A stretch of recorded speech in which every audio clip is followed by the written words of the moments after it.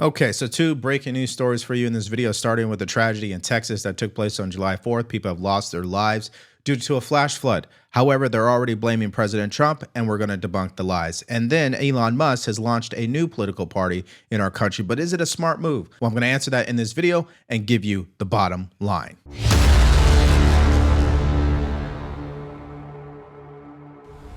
Following the fade-out of his friendship with Donald Trump, billionaire Elon Musk has a new fixation, trying to form a new political party. Musk has been a vocal critic of Trump's mega bill and vowed retribution against those who voted for it.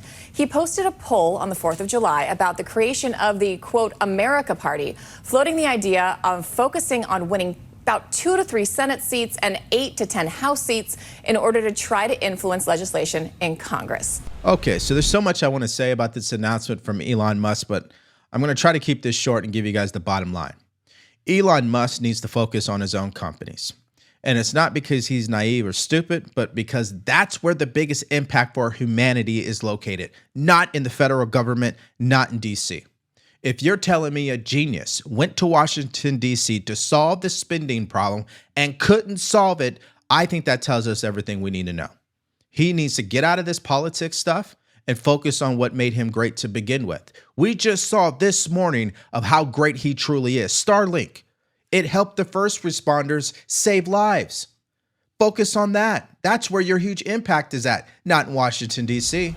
Elon Musk is a genius, super smart, super successful in so many areas, putting people in space to, burrowing down into the earth, to electric cars, everything. Politics is not his specialty. I think we've learned that. He did a great job during the campaign in helping Donald Trump. I think actually made a tangible difference in drawing people, particularly from the kind of the tech right, into the party.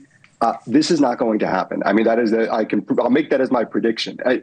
Elon Musk, if he's smart, will be spending his time focused on Democrats and not Republicans that he wants to get out of office. I think that there is a real alignment. It's an ideological alignment between the Elon Musks of the world and what his priorities are and Donald Trump's of the world, but they're not 100% aligned. That said, right now it's a binary choice. And I know he wants to do the American Party. Oh, okay, start third party. That's something for 20, 30 years down the road. You're not going to make a difference right now as a third party. Right now it's a binary choice. It's Donald Trump or it's the other side. It's the Democrats. It's Zoran Mandan. Where do you want to go? And I think Elon, I think I know enough about Elon just from he's very active on X. We know everything that comes through his mind. I think we know where he stands. Yeah. Now, just so we understand, from conservatives' point of view, particularly people who support Trump, this is bad news. Why is that? Because this is going to take votes away from Republicans and truly help Democrats. Now, from Elon Musk's perspective, he's looking to form a party that is based on centrist ideals, which in a lot of ways overlaps with the current GOP platform, particularly the Trump agenda. However, according to what he's been saying online, the breaking point is in the way that the government spends its money. We're not funding it. I really want to emphasize to people that this is a very important point. If we don't solve the deficit, there won't be money for medical care. There won't be money for Social Security. We either solve the deficit, or all we'll be doing is paying debt. It's got to be solved, or there's no medical care, there's no Social Security, there's no nothing. It's got to be solved. It's not optional. America will go bankrupt if this is not done. That's why I'm here. The president. Europe takes advantage of this. And I'd like to also just send a message to, because as the president said, there's a lot of rich people out there. They should be caring more about the country, because the reason they should be caring more about the country is if America falls, what do you think is going to happen to your business? What do you think? Do you think you're going to be okay if the ship of America sinks? Of course not. What I'm doing here, what the president's doing, it's just long-term thinking. The ship of America must be strong. The ship of America cannot sink. If it sinks, we all sink with it.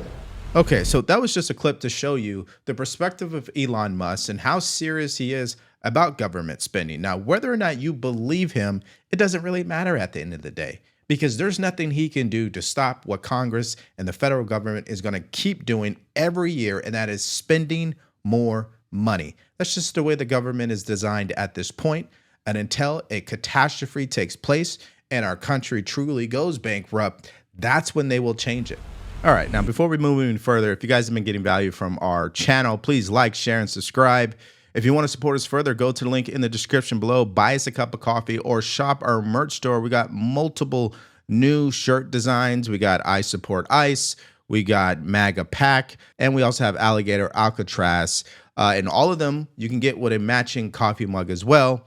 And don't forget to follow us on Spotify and Apple Podcasts. All right, now let's go to some other breaking news. And this is truly tragic. The flash floodings that happened in Texas, I mean, it really just breaks your heart. But what is even more disturbing is how people are already playing politics and blaming President Trump. Let's first hear what happened.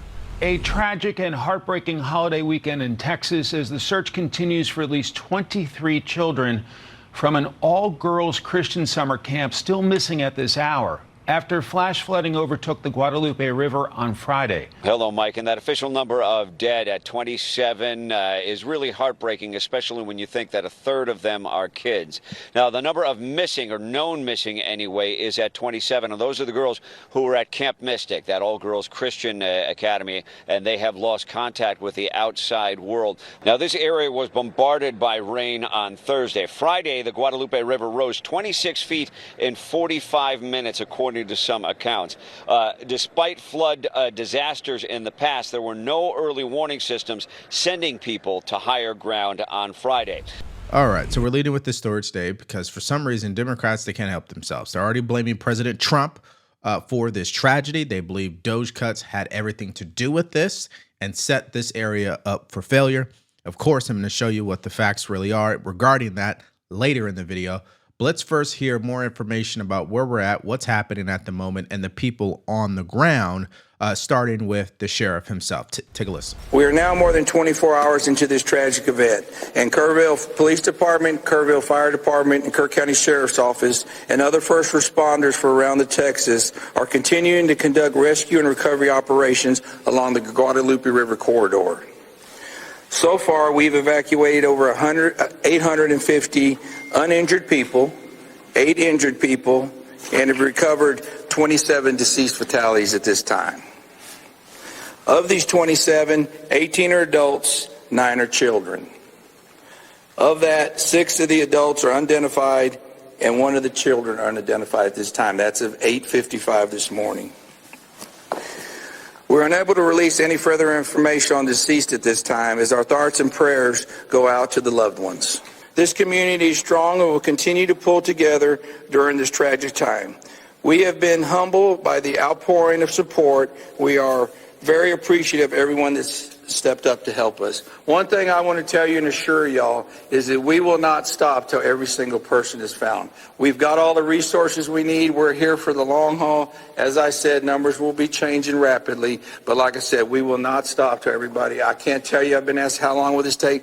I can't tell you how long it's going to take. It's going to take a while. So here's something you need to know visually because you heard it being said. But look at this on the screen, okay? The river reached 36 feet in height by 7 a.m. in the morning. Now, between the hours of 2 a.m. to 7 a.m., it rose by 36 feet. I mean, that is just insane, okay? Now, that actually, in my opinion, rebukes the people who want to blame forecasting. They want to blame President Trump. They want to blame local emergency management. I mean, you have to understand flash flooding to begin with, which is you get warnings all of the time. But it's not likely this ever happens. So when it's happening at what, 2 a.m. in the morning, you either were already gone or you believe it's not going to happen. That's just the bottom line to it.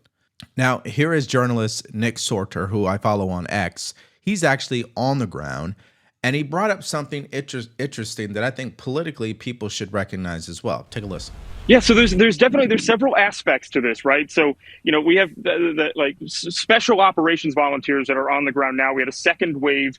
The Cajun Navy did come in today with multiple airboats, which are almost you're really not going to get around with anything but an airboat in this water out here. It's too shallow, too much stuff in the way, and then connectivity has been one of the biggest problems out here. Last night, you know, we've been out here like nonstop. Since this started, and overnight, police weren't able to use their radios. You know, they hit the button, it would just beep and not do anything. They couldn't communicate with each other. It was, you know, pitch black. Cell phones didn't work. And so we were able to reconnect a lot of them using Starlink systems. Starlink contacted me today, and they said that they're going to be every law enforcement first responder vehicle in Kerr County out here is going to be equipped with a Starlink receiver by today. So a lot of those communication issues are been working out, and the operation is being streamlined in that manner. But that was a huge hang-up overnight. Wow. And he also posted this on X, a photo of a woman who was swept up by the river. She traveled about 12 miles until she finally caught onto a tree, and she'd been sitting there the entire morning until first responders found her. And this is just an example of how devastating and also how violent flash flooding can be. And this actually brings me to the number one question that's being asked, like, hey, didn't these people get a warning? Like, what's going on here? Well, they did. In fact, it's being reported that all National Weather Service flash flood warnings, including the one issued after midnight on Friday, triggered wireless emergency alerts, which means anyone who had a cell phone received this alert. That's number one. Number two, it was updated 9 times throughout Friday morning, each of which triggered separate alerts through the emergency alert system and the wireless emergency alerts. The most serious warning came at 4:03 a.m. in the morning when the NWS issued a flash flood emergency warning of an extremely dangerous and life-threatening situation and urging immediate evacuation to higher ground. But the reality is it's 4 a.m. in the morning. You were just asleep. Now you're getting this alert that you got to go, but your car is already underwater. I mean, how are you truly evacuating? I mean, it's happening that quick. Trying to explain to a world that's watching this and asking questions what a flash flood looks like, where you have a 26 to 30 foot rise in the water in a matter of an hour, 4 to 6 a.m. on a holiday, and the people that are having to respond to that. Let's got everybody pause, take a breath for the recriminations and the Monday morning quarterbacking, because there's so many great people in this community that are responding and moving quickly. Lives lost, saving people, like camp directors, and I'm going to let other people name names and stuff. That's not my job here, but we know the stories of people that have been heroic in trying to make sure that the lives lost was at a minimum and trying to recover individuals. Okay, so at this point, I'm sure you're understanding a little bit about how bad this truly is. It's a complete tragedy, catastrophic, no question. And also the reality of maybe there's nothing that could have been done. I mean, if you think about how fast this happens, there's Monday morning quarterbacking. There is what I think in my mind is possible. And then there is something called reality and also Mother Nature. Okay? Now, according to the Texas Tribune, which is what I've been reading from, this is very interesting. I want you to pay attention as I read this. The flooding came amid concerns about staffing levels at the NWS after the Trump administration fired hundreds of meteorologists this year as part of Elon Musk's DOGE cuts. And that's what you're going to see on social media from Democrats. They're already definitively blaming President Trump, but they forget to actually reach out to the people who work at the NWS and at the local emergency management offices to confirm whether or not that is simply true. And according to Texas Tribune's reporting just early this morning, it says this, quote, "We had adequate staffing. We had adequate technology. This was us doing our job to the best of our abilities." Here's another thing. At least one other independent meteorologist working in Texas echoed the same statement, writing on his website that we have seen absolutely nothing to suggest that current staffing or budget issues within NOAA and the NWS played any role at all in this event. Now, the president did respond to the floods on Air Force One, and here's what he said. Oh, that's terrible. The floods. It's shocking. They don't know the answer yet as to how many people, but it looks like some young people have died. Federal aid for them? Oh, yeah. Sure. We'll take care of it. We're working with the governor. It's a terrible thing. Point number one. There's nothing people could have done, honestly. I mean, this is a catastrophe that was going to happen. The question is, could we have saved more lives? Of course. But here's the issue. The people who were staying in the area, they did not believe the warnings. They were warned 9 times. In fact, at 4:03 a.m. in the morning, and excuse my language, they received the no shit, get out of there warning. And at that time, the flood level was only at 2 feet. So you're getting this warning, but you see the water at 2 feet if you're awake. And then at 6 a.m., it got to 20 feet, 7 a.m., 36 feet. Bottom line is, on this first point, this happened too quickly for people to respond in the middle of the night in an area that is wooded. You go out there for RV camping and wine tasting. I mean, this is a perfect recipe for disaster. And this is not the first time in history this has happened in hillsides in Texas. Okay, so that's point number one. Point number two is I wouldn't waste any of your energy going onto social media and listening to the politicization surrounding this tragedy, but also believe in the lies that this has something to do with Doge cuts. That is just totally unfounded at this point. We will be relentless in going after and ensuring that we locate every single person who's been a victim of this flooding event. We're not going to stop today or tomorrow. We will stop when the job is completed.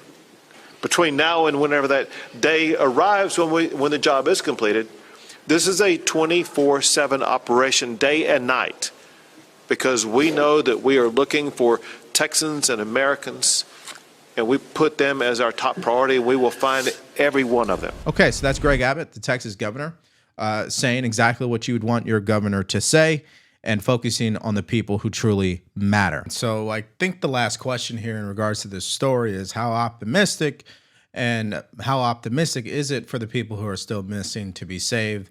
And where do we really go from here? Take a listen. All of us want to remain optimistic, but based on what you have been seeing, where is your level of optimism? Look, every minute that goes by, it looks more and more bleak. The number of missing children has not gone down significantly, unfortunately. I believe we're at nine dead, still over 20 missing children, and haven't seen much movement on those numbers today. I know there was, luckily, thank God, there was a rescue from a tree earlier this morning. I don't know if you guys have covered that or not, but 12 miles this girl went downstream and was able to be rescued after grabbing onto a tree. That is nothing short of a miracle. That is a long way in these treacherous waters. You can see how strong these currents were, looking at all the damage all over the place. It's remarkable that she was able to survive that. She beat the odds for sure. Yeah, that is truly a blessing. If you guys are on X, definitely follow Nick Sorter, great journalist, always on the scene when it comes to these crazy situations, particularly this tragedy. But I really want to hear from you guys in the comment section below. Listen, the two big stories of today is unfortunately what happened in Texas and how Democrats are already on social media blaming President Trump, claiming that it's due to Doge cuts is why lives were lost. I showed you what the facts are. I don't see that as a connection whatsoever. And it's not just my opinion. It's the experts on the ground.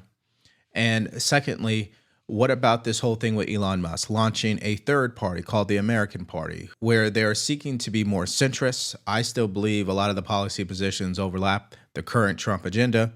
I just think he is making a mistake. I think he should focus on what makes him great and where he has the hugest impact, which is on the companies he's built.